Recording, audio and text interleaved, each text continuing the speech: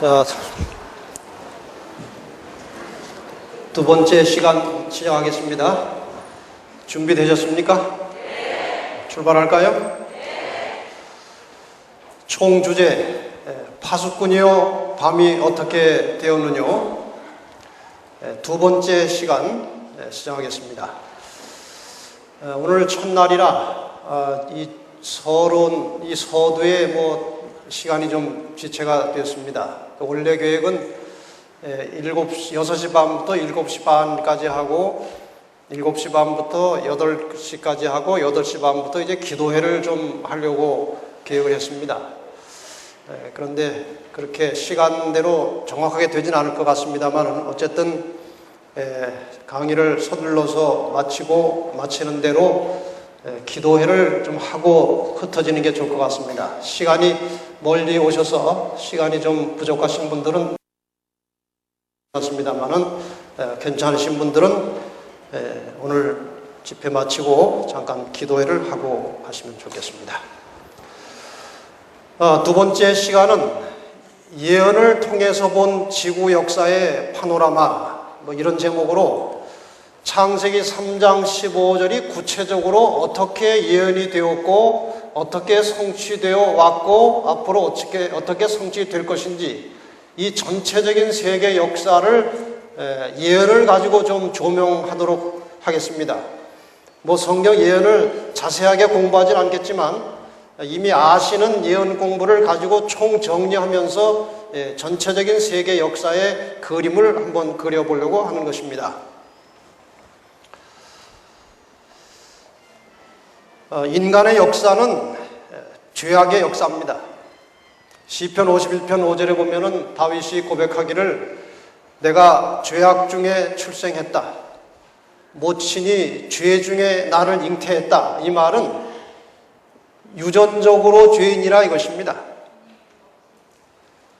질문 하나 드릴까요? 이건 아주 중요한 질문입니다. 1번이 맞으면 이렇게 하시고 2번이 맞으면 이렇게 하세요. 사람이 죄를 지음으로 죄인이 되었다. 그것이 1번이에요. 2번, 사람이 죄인이기 때문에 죄를 짓는다. 1번이에요, 2번이에요? 이거 맞습니까? 여기 분명히 다윗이 영감의 글로 표현하기를 죄 중에 잉태되었다고 말합니다. 죄악의 유전자를 가지고 나온 것입니다. 그래서 인간은 태어날 때부터 죄인입니다. 창세기 6장 5절에 보면은 여호와께서 사람의 죄악이 세상에 관영함과 그 마음의 생각의 모든 계획이 어떻게 악했다고요? 항상 악할 뿐임을 보셨다. 각시대의 대쟁투의 36페이지에 보면은 그렇게 하나님의 은혜를 많이 받고 그렇게 역사를 통해서 하나님의 손길을 직접 경험했던 이스라엘마저도 마침내 하나님의 자비를 거스려서 포기하고 멸망당하는 장면이 나옵니다. 예루살렘의 멸망에 대하여 나옵니다. 그런데 이 멸망에 대해서 그 뒤에 붙여진 말이 참 의미심장합니다. 예루살렘의 징벌에 대한 주님의 예언은 아직도 하나 더 성취되어야 한다. 예수님께서 예루살렘 멸망을 예언했지만 그거는 단지 예루살렘 멸망만을 예언한 것이 아니고 그 뒤에 있을 다른 또 하나의 멸망을 예고한 것이라. 예루살렘의 파멸은 장차 올 것과 비교하면 아주 희미한 그림자에 지나지 않는다. 우리는 택함을 받은 도성의 멸망에서 하나님의 은혜를 거스르고 그분의 율법을 짓밟는 세상의 운명을 볼 수 있다. 죄악으로 점철된 몇천 년간의 처참한 인류의 기록은 암담한 것뿐이다. 계속해서 이 인류의 역사는 죄악으로 이루어져 왔습니다. 이 죄악의 역사에 틈틈이 하나님께서 그 백성들을, 소수의 백성들을 불러내셔서 하나님의 뜻을 사람들에게 알리시는 일을 해온 것입니다.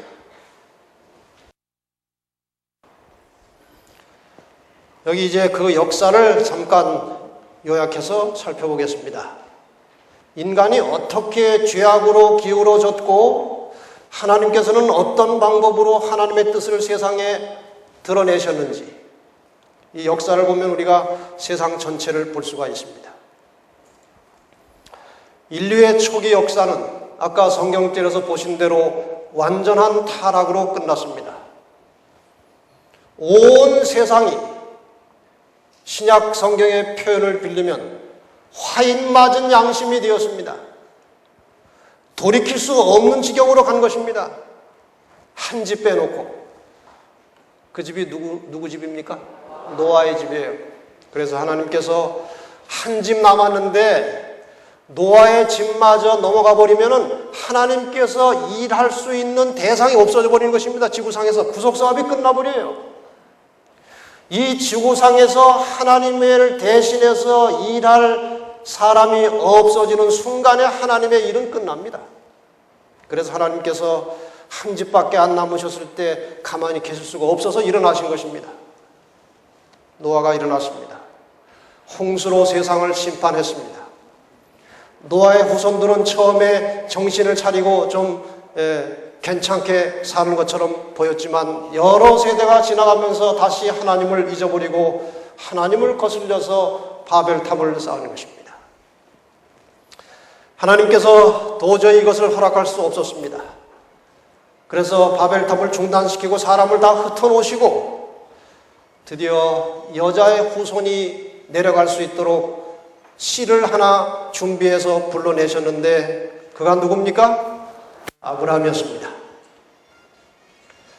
아브라함에 의해서 이스라엘 민족이 형성이 되었습니다. 여자의 후손 메시아가 이 땅에 출생할 혈통이 준비된 것입니다. 그러나 이스라엘은 배도했습니다. 그들이 그렇게도 기다리던 메시아가 왔지만 그들의 이상에 맞지 않는 메시아가 나타나는 것입니다. 인정하지 않았습니다. 마침내 메시아를 거절하고 십자가에 못 박게 되었습니다. 그러나 이스라엘 백성들 중에 소수의 제자들이 만들어졌습니다. 예수님의 제자들이 이제 성령을 받아서 온 세상에 복음을 전하기 시작했습니다. 그래서 초기 교회 시대가 열리는 것입니다. 초기 교회가 순수한 말씀에 의해서 성령에 의해서 신속하게 로마로 전파돼 나갔습니다마는 세월이 흐르면서 핍박이 심해지고 교회는 타락하고 그래서 마침내 순수했던 초기 교회의 역사는 타락한 로마 교회의 역사로 끝을 내버립니다. 이 로마 교회의 역사가 1000년 이상 계속되었습니다. 너무나 캄캄한 세상이 되었습니다. 이 캄캄한 세상에 새벽별처럼 개혁자들이 나타나기 시작했습니다. 감춰지고 묻혀진 하나님의 말씀의 진리를 하나씩 들추어내기 시작한 것입니다. 성경의 말씀이 빛나기 시작했습니다. 오직 성경으로 하나님을 믿자고 하는 그러한 개신교의 역사가 시작이 된 것입니다. 그러나 이것도 세월이 오래 지나면서 이 교회는 세속화되었고 하나님의 말씀을 부분적으로 아는 것에 그치고 더 이상 깊이 하나님의 말씀의 중심으로 들어가고자 하는 노력을 중단해버렸습니다. 그래서 교회는 세속화되고 하나님의 말씀은 빛을 잃기 시작했습니다. 이러한 시대에 하나님께서는 성경 속에 깊이 들어가서 그 중심에 있는 하나님의 계명을 들추어내서 하나님의 뜻을 온 세상에 증거하고 전파할 남은 자손을 불러내신 것입니다. 이들의 핵심적인 기별은 하나님의 계명입니다. 계명은 성경의 중심을 찾아내는 것입니다. 그래서 마침내 이제 계명이 들춰나기 시작했고 계명의 중심에 자리 잡은 안식일의 빛이 나타나기 시작한 것입니다. 드디어 계명과 함께 심판의 시대가 열렸습니다. 심판의 기준은 계명입니다. 그래서 계명이 들추어졌을 때에 드디어 이 들추어진 계명에 의해서 하나님께서 세상을 심판하기 시작한 것입니다. 이 심판 시대에 남은 자손들은 영적 바벨론을 향해서 나오라고 외치는 것입니다. 그래서 이 남은 자손 가운데에 가라지들이 떨쳐져 나가고 영적 바벨론에서 알곡이 거두어지면 그것이 바로 구원받을 14만 4천이 되는 것입니다. 그리고 예수님께서 재림하시고 죄악은 종결되고 하나님의 나라가 시작되는 것입니다. 이것이 성경 전체를 한 장에 그려놓은 그림이에요. 역사는 이렇게 흘러왔고 이렇게 갈 것입니다. 이제 예언과 역사를 잠시 좀 비교해 보십시다. 성경의 대표적인 예언서는 다니엘서와 요한계시록입니다. 이 예언에 있어서 바벨론은 대단히 중요한 나라입니다.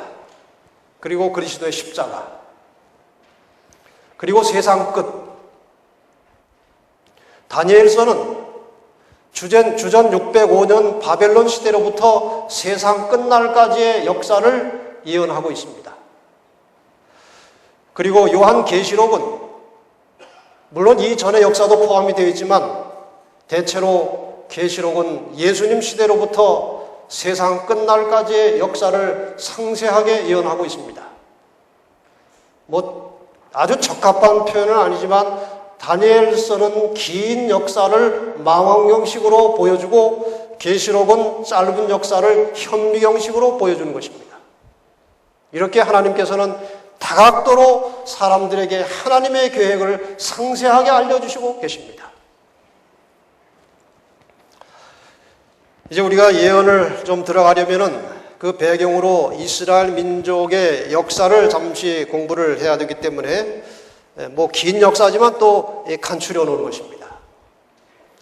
족장시대 아브라함으로부터 시작돼 가지고 이삭 그리고 야곱 12아들 그리고 11번째 아들 요셉이 애굽으로 팔려가서 나중에 모든 가족들이 애굽으로 이제 이사를 가죠.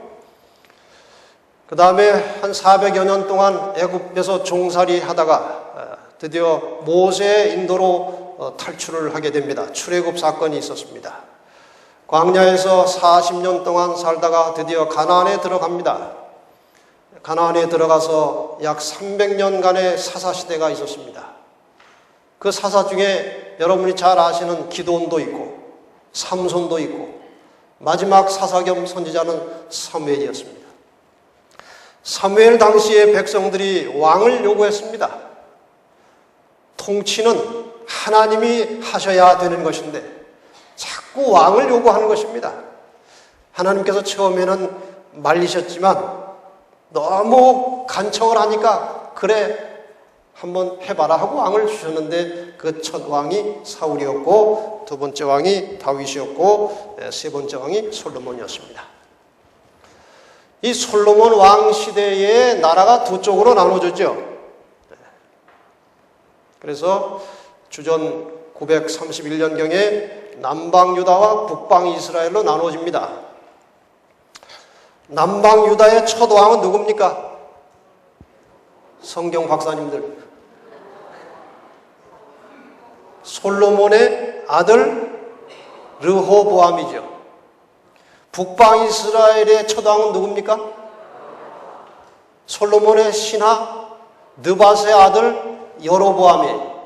이렇게 해서 북방 이스라엘은 유다와 베냐민 지파를 제외한 10지파가 구성을 했고 남방 유다는 유다 지파와 베냐민 지파가 이렇게 구성이 됐습니다. 이게 역사입니다. 북방 이스라엘은 주전 722년에 아수르의 공격을 받아서 완전히 망했습니다. 그리고 남방 유다는 바벨론의 공격을 받다가 결국 포로로 바벨론에 잡혀가는 3차례에 걸쳐서 바벨론의 포로로 잡혀가는 역사가 있습니다. 이 이스라엘 역사에서 보면은 이 사단이 집요하게 이제 이스라엘 민족을 괴롭히고 공격한 출발점은 애굽이라고 하는 나라입니다. 애굽에서 사단은 이스라엘을 전멸시키려고 했는데 그 이유는 이스라엘을 통해서 자기의 머리를 상하게 할 여자의 후손이 출생할 것이기 때문에 그런 것입니다. 출애굽기 1장 11절로 14절에 보면 이제 이스라엘 백성들이 고난당하고 고통당하는 장면이 나옵니다. 마침내 출애굽기 1장 16절에 가로되 너희는 시브리 여인을 위하여 조산할 때 이제 산파들에게 하는 것입니다. 살펴서 남자여든 죽이고 여자여든 그는 살게 두라. 이스라엘에 출생하는 모든 남자를 다 죽이라고 하는 말은 결국 목적이 무엇입니까? 이스라엘의 민족을 멸종시키는 것입니다. 이거는 바로의 아이디어가 아니고 사탄의 전략이었습니다. 이스라엘을 멸종을 시켜야 여자의 후손이 나올 줄이 끊어지는 것입니다. 바로 그것이 사탄의 전략입니다. 대쟁투 269페이지 보면 성경 역사에 기록된 모든 나라 가운데서 애굽처럼 대담하게 살아계신 하나님의 실존을 부인하고 그분의 명령을 거역한 나라는 없다. 하나님을 대적하는 대표적인 나라가 애굽 그리고 바벨론입니다. 아까 말씀드린 대로 이스라엘이 남북으로 나누어졌죠. 그러다가 주전 722년 아수르가 북방 이스라엘을 이제 멸망을 시켰습니다. 한 가지 우리가 여기서 생각해 볼 문제가 있어요. 이 아수르가 남방 유다를 멸망시킬 힘이 있었을까요? 없었을까요? 아수르가 지금 유다 지파하고 베냐민 지파 조금 남았는데 그거 멸망시킬 힘이 아수르에게 있었습니다. 그런데 왜 멸망을 못 시켰을까요?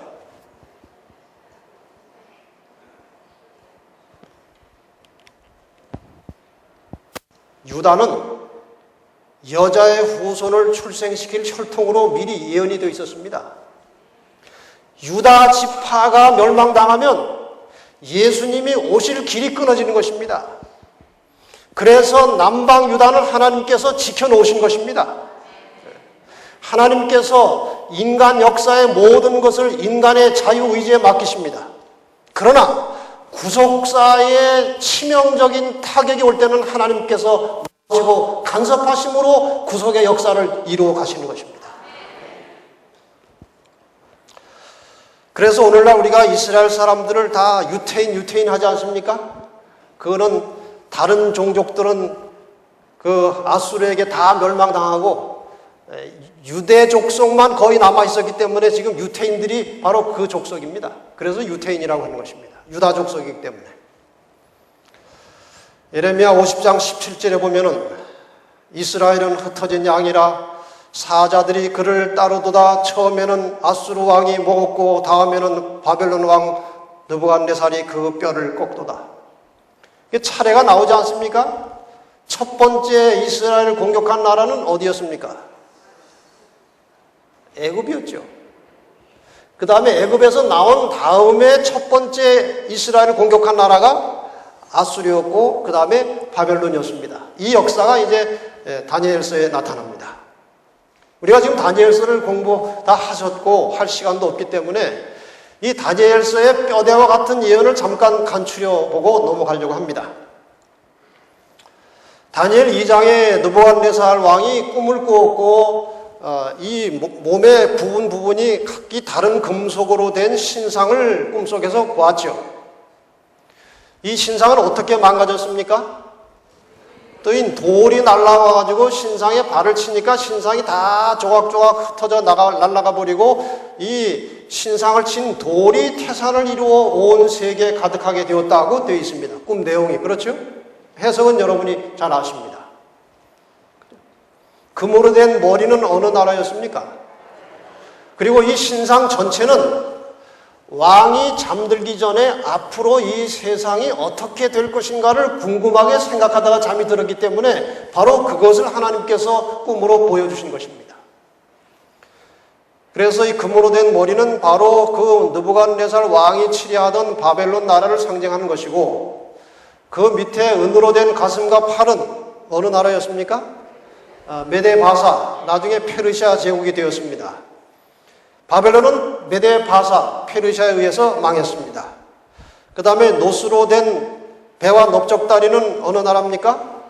페르시아를 멸망시킨 그리스를 가리키는 것이었고, 그 다음에 철로 된 종아리는 그리스를, 헬라를 멸망시킨 로마 제국이었습니다. 그리고 철과 진흙이 섞인 발가락은 로마에서 분열된 나라들을 말하는 것입니다.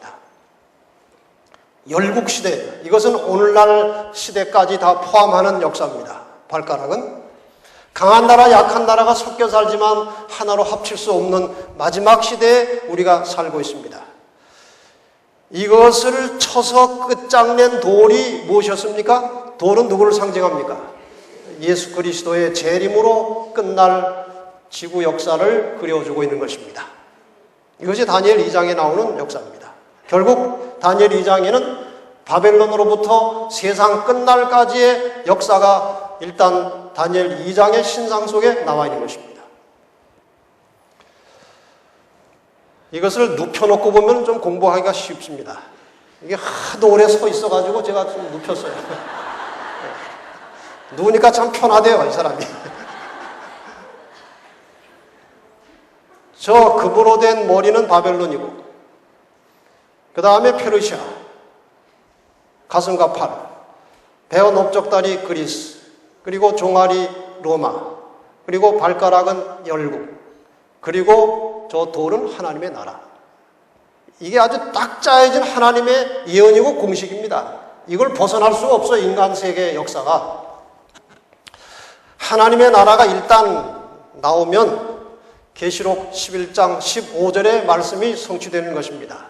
세상 나라가 우리 주와 그 그리스도의 나라가 되어 그가 세세토록 왕노릇 하시리로다. 이 나라가 조만간 올 것입니다. 그 다음에 이제 다시 다니엘 7장으로 넘어가면은 다니엘 2장과는 비슷하지만 약간 특수한 부분이 나타납니다. 다니엘 7장은 4마리의 짐승이 나옵니다. 사자, 곰, 표범, 괴물 이렇게 나옵니다. 저 괴물의 머리에 뿔이 몇 개 달렸습니까? 10개 달렸습니다. 저 사자는 바벨론이고, 곰은 페르시아고, 표범은 그리스고, 괴물은 로마입니다. 똑같아요. 그리고 머리에 달린 10개의 뿔은 열국입니다. 다를 바가 없어요. 이것을 다니엘 2장의 신상과 비교하면 정확하게 일치합니다. 그렇죠? 뭐 어려울 거 하나도 없지 않습니까? 머리는 사자, 바벨론이고, 가슴과 팔은 곰, 페르시아고, 배와 넓적다리는 그리스, 표범이고, 그 다음에 철로 된 종아리는 로마, 그 괴물을 말하는 것이고, 발가락은 열국시대 괴물의 머리에 달린 10개의 뿔, 똑같은 것입니다. 그리고 다니엘 2장의 결론은 돌이고, 다니엘 7장의 결론은 심판으로 끝나게 되어 있습니다. 둘 다 인간 역사의 마지막에 나타날 하나님의 나라를 가리키고 있는 것입니다. 그런데 다니엘 7장에는 저 10뿔 사이에서 뭐가 올라왔습니까?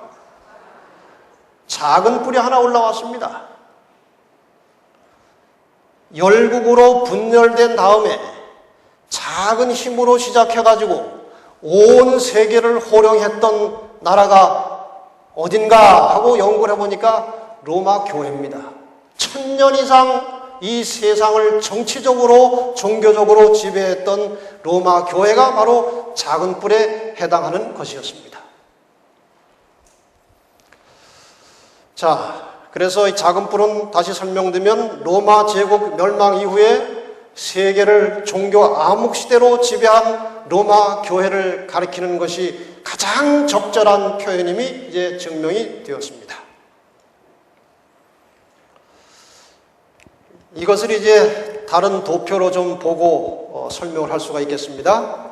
구약의 여자 이스라엘, 그리고 십자가, 여자의 후손, 그리고 그 여자의 후손 이후에 이 땅에 세워진 하나님의 교회, 여자, 이렇게 나와 있습니다.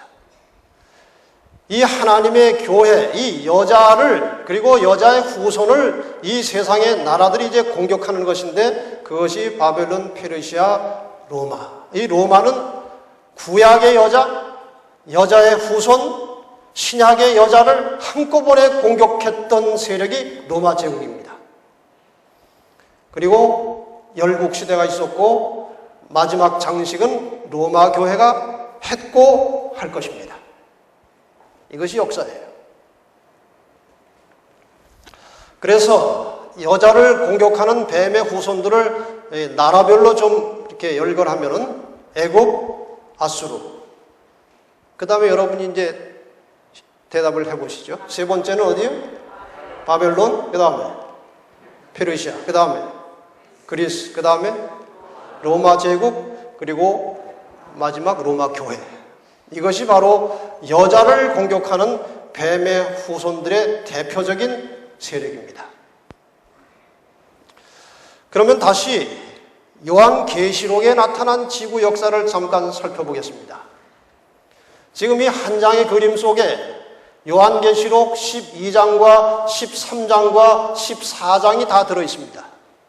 그것을 요약하면 이렇게 되는 거예요. 선과 악이 싸웁니다. 여자와 용이 싸우는 것입니다. 그런데 계시록 12장을 보면은 이 싸움이 4단계로 전개되는 것을 발견하게 됩니다. 지금 성경절을 다 우리가 일일이 찾을 시간이 없기 때문에 그저 결론만 말씀을 드립니다. 선악의 싸움의 첫 번째 단계의 싸움은 미가엘과 용이 하늘에서 싸웠던 것입니다. 용이 하늘에서 있을 곳을 얻지 못하여 하나님의 보좌로부터 쫓겨났고, 그 후에 지구 창조가 있었습니다. 부조와 선지자에 보면은 순서가 이렇게 되어 있습니다.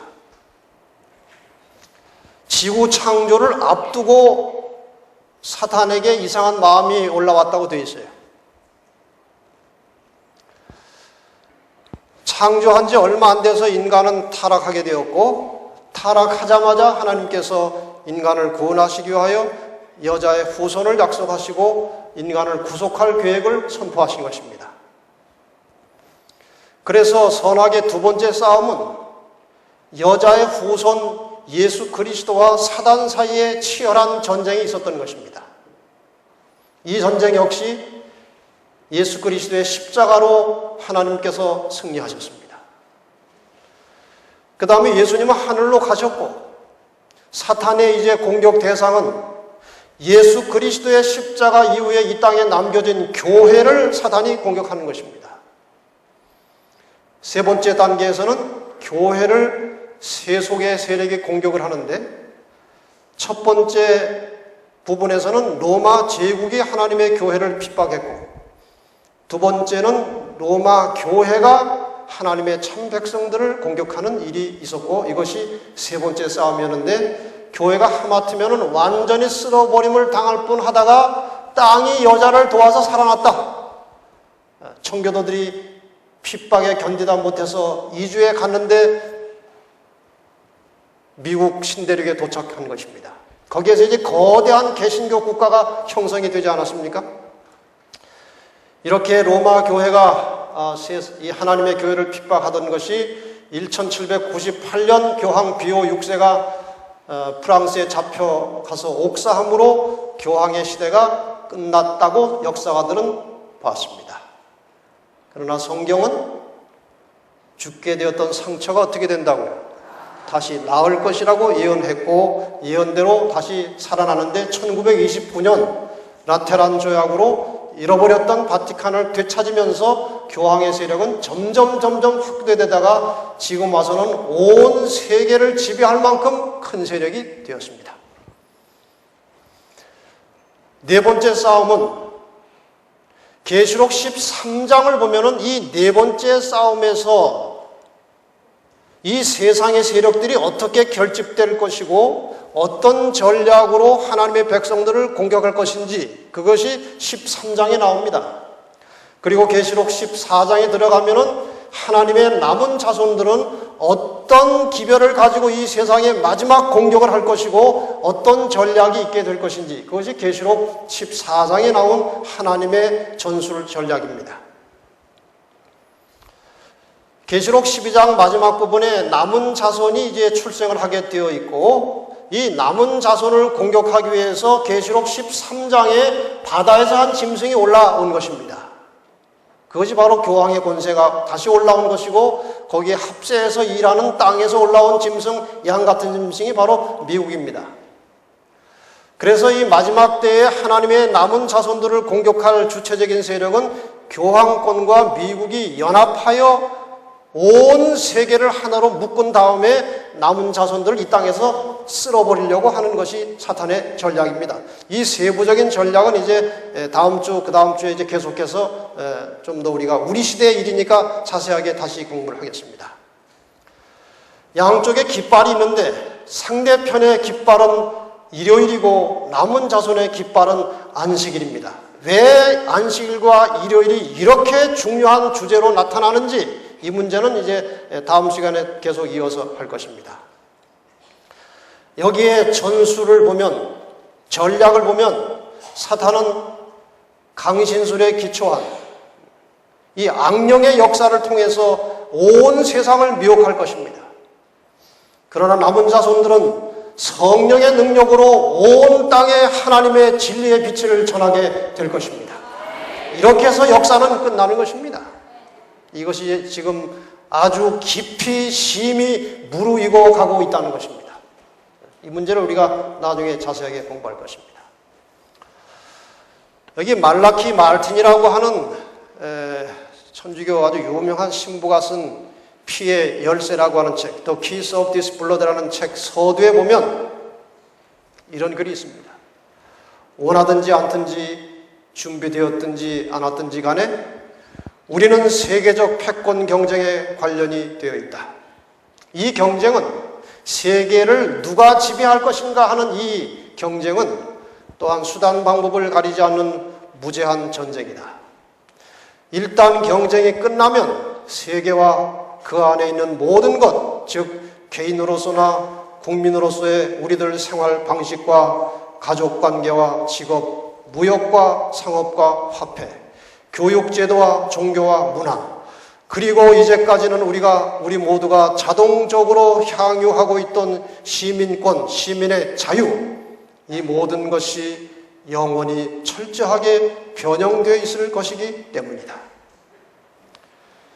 지금 우리는 깊은 관심 없이 하루하루 먹고 사는 일에 몰두하고 그저 세상살이에 정신을 팔고 살고 있지만 사단은 지금 자기의 마지막 전략을 구사하기 위해서 치밀한 준비를 갖추고 있는 것입니다. 그 중에 하나가 온 세계를 하나의 질서로 통치하려고 하는 것입니다. 지금 이 일을 위해서 무엇을 어떻게 하고 있는지 우리가 그 문제도 좀 더 공부를 하겠습니다.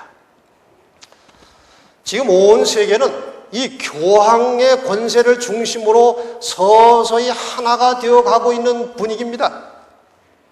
이걸 예언적 안목으로 보면 틀림없이 역사는 결국 교황이 주도하도록 되어 있습니다. 세계 종교 지도자들을 계속해서 만나고 바티칸으로 초청해서 가톨릭, 개신교, 불교, 이슬람교, 힌두교 지도자들 약 200명을 모아가지고 1999년 10월에 대대적인 회의를 했는데 그것은 세계 종교를 하나로 하자는 것이 주제입니다. 현재 교황 베네딕토 16세가 이제 취임을 하면서 첫 번째 하는 이야기가 교회 통합을 최우선적으로 하겠다는 것입니다.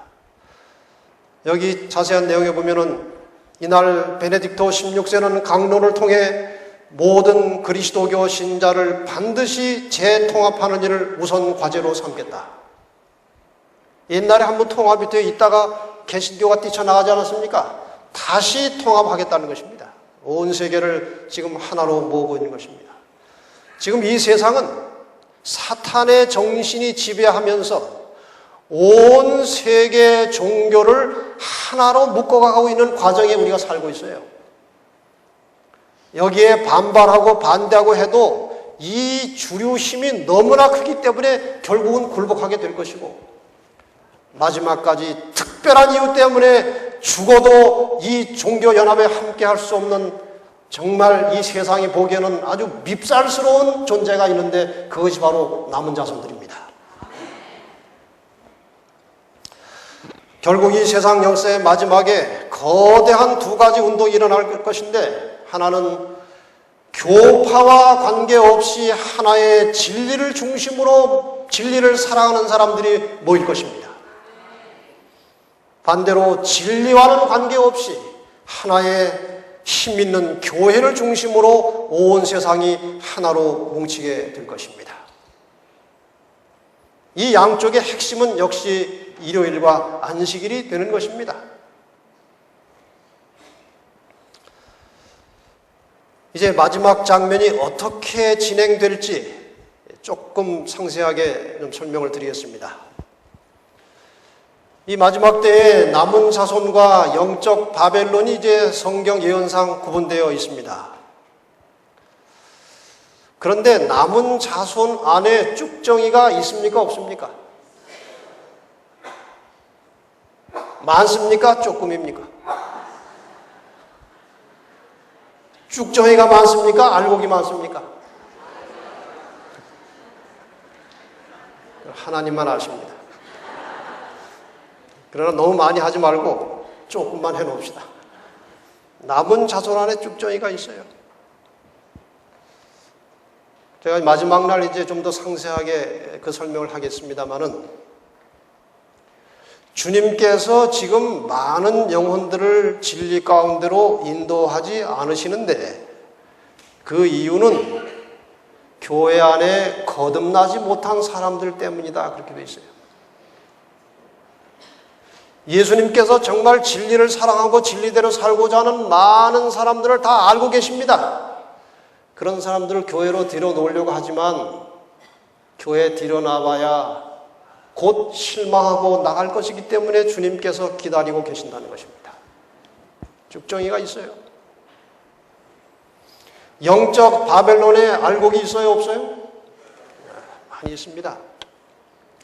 제가 아까 잠깐 얘기한 그 교수님의 이야기를 들어보면은 정말 진리에 갈급하고 진리가 확인만 되면 진리를 위해서 목숨이라도 내놓을 사람들이 여기저기 많이 있다는 것입니다.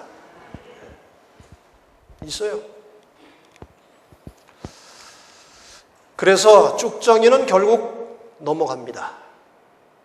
마지막 핍박과 환난을 통해서 넘어갑니다. 지금은 아무도 누가 쭉정이냐 누가 알곡이냐 판단하면 안 됩니다. 할 수도 없고. 근데 나중에 저절로 쭉정이가 떨쳐져 나갈 것인데, 그것은 이 세상이 하나님의 백성들을 집요하게 핍박하기 시작하면 불가피하게 쭉정이들은 나가게 되어 있습니다. 그리고 남은 자손들이 성령 충만해서 하나님의 마지막 새 천사의 기별을 힘있게 증거하게 될 때에 알곡들이 남은 자손과 합쳐지게 될 것입니다. 이 작업이 끝나면 계시록 22장 11절의 메시지가 나오는 것입니다. 불의를 하는 자는 그대로 불의를 하고 더러운 자는 그대로 더럽고 의로운 자는 그대로 의를 행하고 거룩한 자는 그대로 거룩되게 하라. 구원이 확정된 자는 타락할 가망성이 없어지고 멸망이 확정된 자는 다시 구원받을 수 없게 되는 시간이 온다는 것입니다. 이렇게 분리 작업을 마감하는 두 가지 큰 현상이 있는데 그것이 일요일 법령과 늦은 비성령입니다. 일요일 법령의 핍박을 통해서 남은 자손 중에 있던 쭉정이들이 떨쳐져 나갈 것이고, 늦은비 성령의 역사를 통해서 영적 바벨론에 있던 알곡들이 나올 것입니다. 이렇게 해서 온 인류의 운명이 영생과 영멸로 결정이 되면 구원받을 사람들을 그때 14만 4천이라고 부르는 것입니다. 마침내 이제 추수하러 추수꾼이 내려오십니다. 마태복음 3장 12절에 손에 키를 들고 자기의 타작마당을 정하게 하사 알곡은 모아 곡간에 들이고 쭉정이는 꺼지지 않은 불에 태우시리라. 이렇게 이제 주님께서 나타나시기 전에 재앙이 있습니다. 악인과 의인이 구분되고 나면, 악인과 의인의 운명이 결정되고 나면 계시록 16장에 예언된 7 재앙이 쏟아지는 것입니다.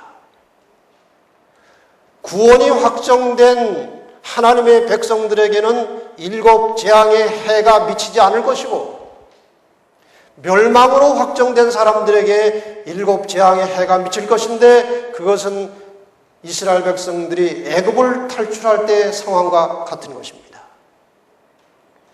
애굽을 탈출할 때 하나님께서 10개의 재앙으로 애굽을 완전히 쑥밭으로 만들어 놓으시고 그 백성들을 끌어내셨듯이,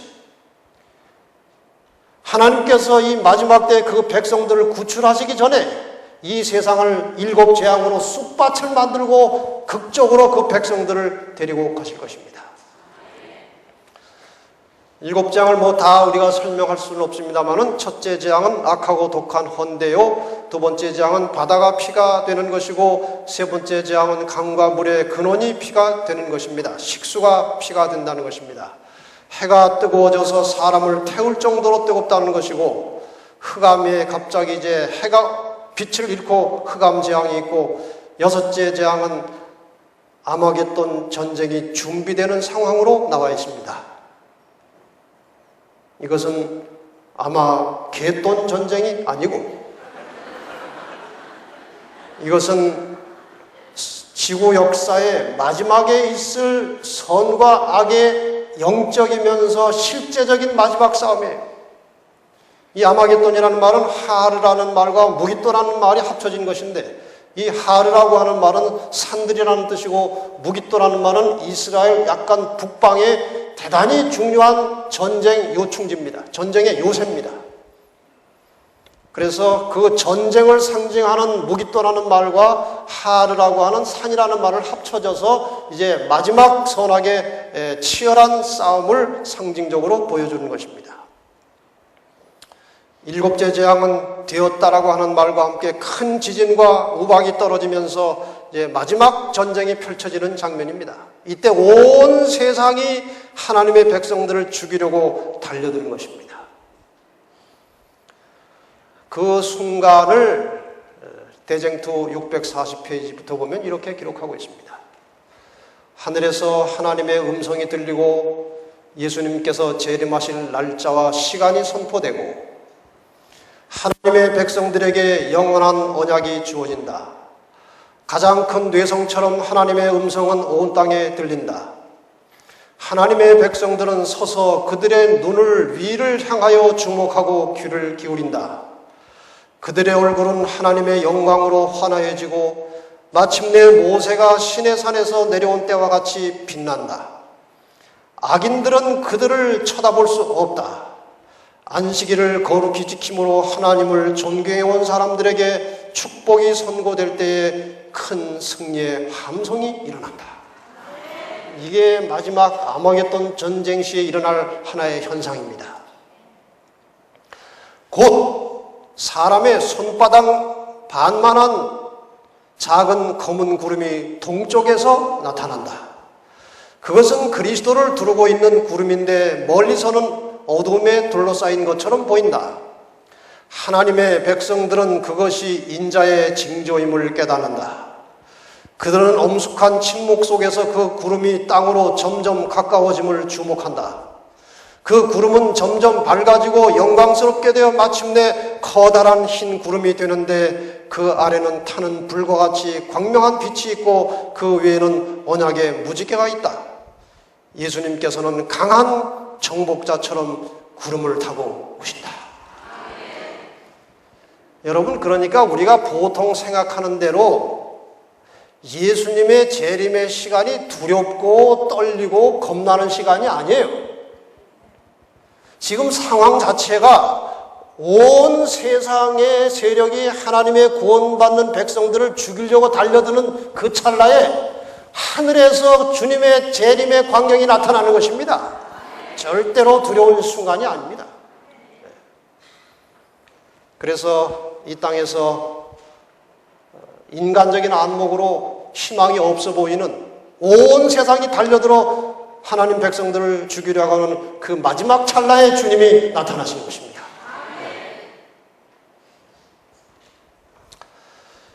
이렇게 해서 이제 주님께서 재림을 하시면 죽은 의인들이 부활을 하겠다고 하셨죠.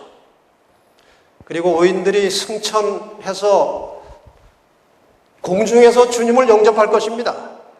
재림 때 주님의 발은 땅에 닿지 않습니다.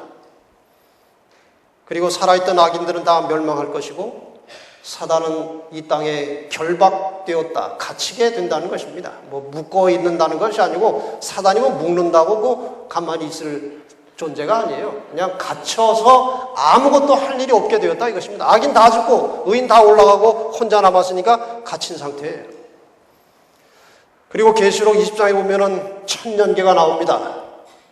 주님께서 오신 후에 1000년 동안 사단은 땅에 갇혀있고 악인들은 죽어있고 성도들이 하늘에서 이 악인을 심판하는 악한 천사까지도 심판하는 일을 할 것이고 지상은 황폐되어 있는 것입니다.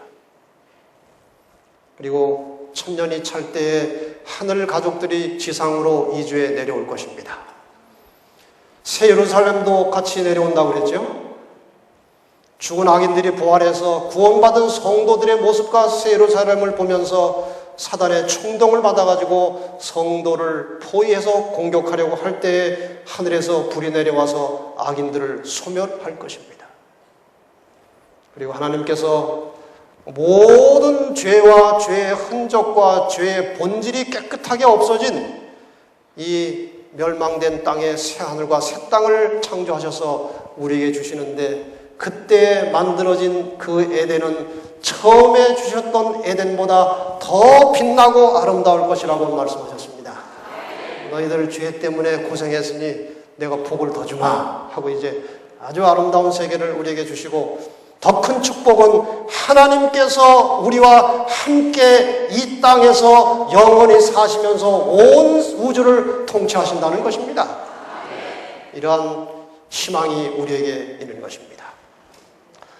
이제 전체적으로 한번 총정리를 하겠습니다. 여기 여자가 있습니다. 세 주인공 여자와 용과 아들, 이 세 싸움을 다 종합하면 이런 것입니다. 이스라엘과 교회가 있고 용이 공격을 합니다. 애굽으로, 아수르로, 바벨론으로, 페르시아로, 헬라로, 로마 제국으로 공격을 했습니다. 로마 제국이 열국으로 잠시 분열되었고 이 열국 사이에서 작은 뿔이 올라가는데 로마 교회가 하나님의 백성들을 핍박한 것입니다. 상처를 입고 잠시 무대에서 나갔지만 다시 등장해서 마지막을 장식하게 될 것입니다. 이것이 용의 역사입니다. 이 용의 마지막 로마 교회의 가장 중요한 역할은 남은 자손을 이 땅에서 쓸어버린 것입니다. 여자의 후손 아들은 초림하셨고 선악의 싸움이 끝나면서 재림하실 것이고 재림 후에 천년기가 있을 것이고 지구는 황폐한 상태로 1000년 동안 있다가 세 번째 내려오심으로 온 지구의 역사는 끝나고 새로운 세상이 시작될 것입니다. 이 간단한 도표지만 성경에 기록된 선악의 싸움이 다 포함된 장면입니다. 이해가 가십니까? 결국 지구는 헛바퀴를 도는 역사가 계속되어 오는 것입니다. 헛바퀴를 돌고 있습니다. 창조,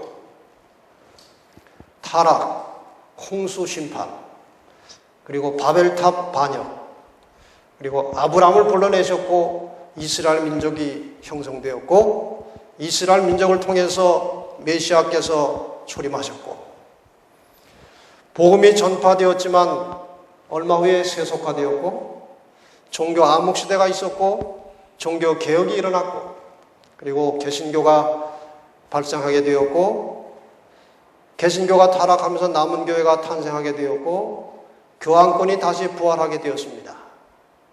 이제 이 사이에 선악의 마지막 싸움이 일어날 것이고 예수님은 재림할 것이고 천년기가 지난 다음에 지구는 재창조되는 것으로 끝나는 것입니다.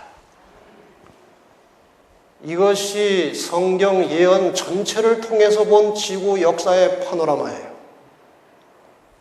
분명히 역사는 이렇게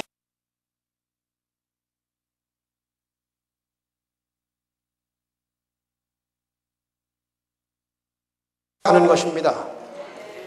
그렇다면 이 지구 전체 역사의 과정이 한마디로 회복이라면 우리 모든 개인의 신앙 생활에서 일어나야 할 중대한 변화는 바로 회복이라는 것입니다. 하나님의 형상, 하나님께서 원래 인간에게 부여하셨던 그 형상을 되찾는 것이 회복의 역사입니다.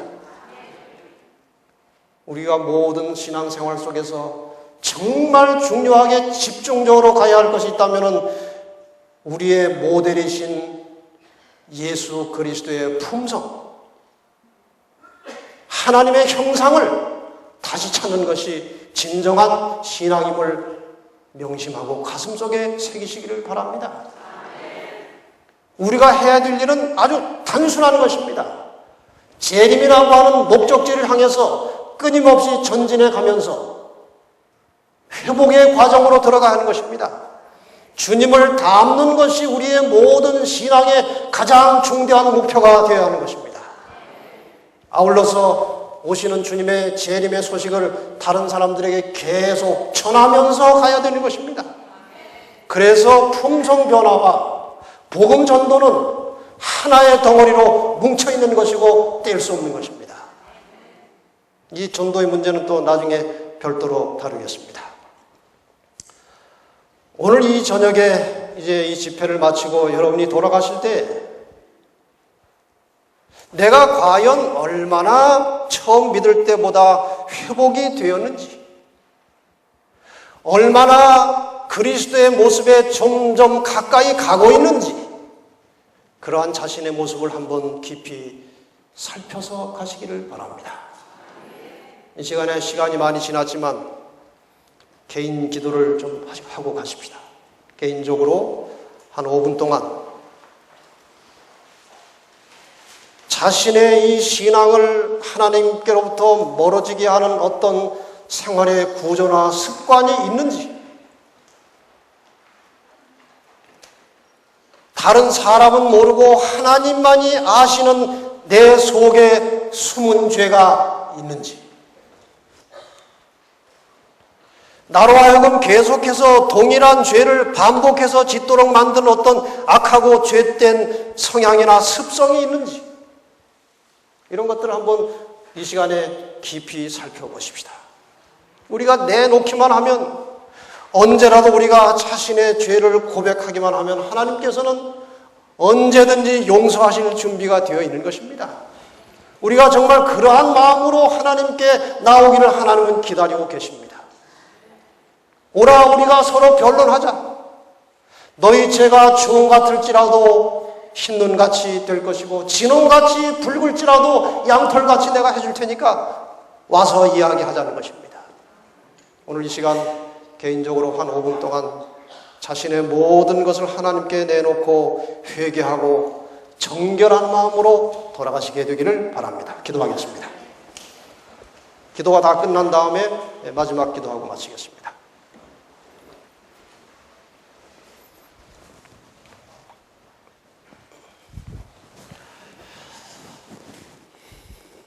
아버지, 이 시간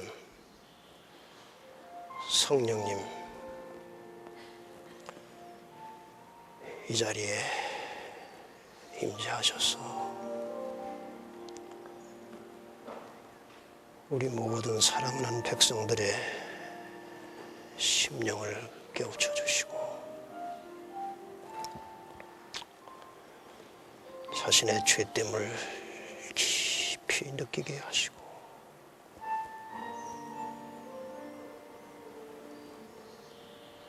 주님을 닮은 모습으로 변화하고 싶은 강력한 욕망을 이 시간에 부어주시옵소서.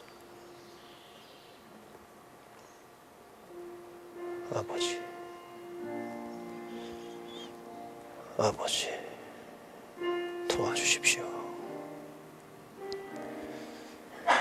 이 한국재림교회에 정말 영적인 부흥의 역사가 필요합니다. 너무나 많은 것들을 고쳐야 하고 개혁해야 할 때가 되었습니다. 아버지, 이곳에 성령의 불을 붙여주십시오.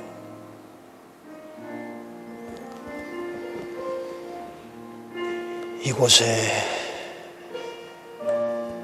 주님 오셔서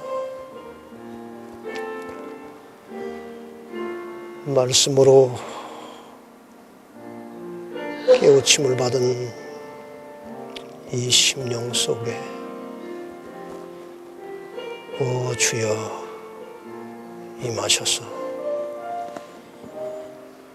통회하는 심령을 주시고 말씀으로 역사하여 주셔서 오늘 이 저녁 말씀을 들은 우리 모든 사랑하는 주님의 자녀들 삶 속에 놀랍고도 새로운 변화가 일어나게 하여 주시옵소서. 아버지, 정말 우리의 형편을 불쌍히 보시고 변화시켜 주시옵소서.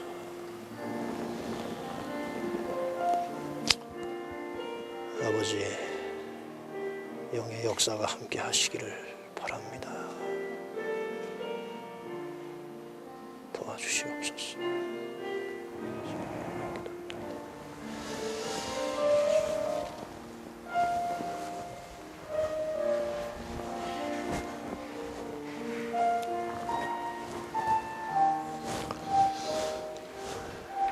네, 아직 기도를 하신 분이 계시지만요. 네, 마칩시다.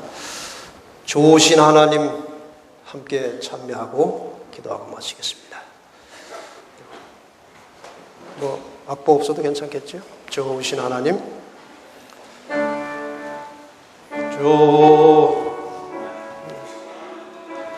다시 시작합시다. 시작. 좋으신 하나님, 좋으신 하나님, 참 좋으신 나의 하나님. 우리의 기도를 응답해 주시는 우리의 기도를 응답해 주시는 참 좋으신 나의 하나님. 기도하십시다. 아버지, 이 어두운 세상을 살아가는 저희들에게 예언의 빛을 비추어 주셔서 우리의 갈 길을 보여주시니 주님의 은혜를 감사합니다. 아버지, 세상이 알지 못하는 이렇게 밝은 빛을 가지고 살도록 우리의 인생을 축복하셨으니 이 축복을 나눌 수 있는 믿음을 저희들에게 주시옵소서. 세상에 길을 찾고 진리를 찾는 수많은 사람들이 알지 못하여 죽어가고 있습니다. 지금 사람들은 파수꾼이여 밤이 어찌 되었느냐 하고 묻고 있는데 우리 파수꾼들이 시간을 제대로 알지 못하고 할 일을 제대로 하지 못하고 있습니다. 저희들을 깨우쳐 주시고 지금 어느 시대에 우리가 살고 있는지 무엇을 해야 될지 온 세상을 향하여 큰 소리로 외치는 충실한 파수꾼이 되게 하여 주시옵소서. 아버지, 이제 우리가 오늘 집회를 마치고 돌아갑니다. 이 말씀을 듣기 전보다는 새로운 심령으로 이 자리를 떠나게 하여 주시옵소서. 주의 말씀에 목숨을 다하여 순종하고 주님을 닮고 싶은 간절한 소망을 가지고 이 자리를 떠나가게 하여 주시옵소서. 다음 안식일 저녁 다시 모일 때까지 우리의 삶을 지켜주시고 주 안에서 승리하는 경험을 하게 하시고 우리의 이 신앙과 기쁨을 나누며 살아가는 증인의 역할을 잘 감당하게 하여 주시옵소서. 예수님의 이름으로 간절히 기도합나이다.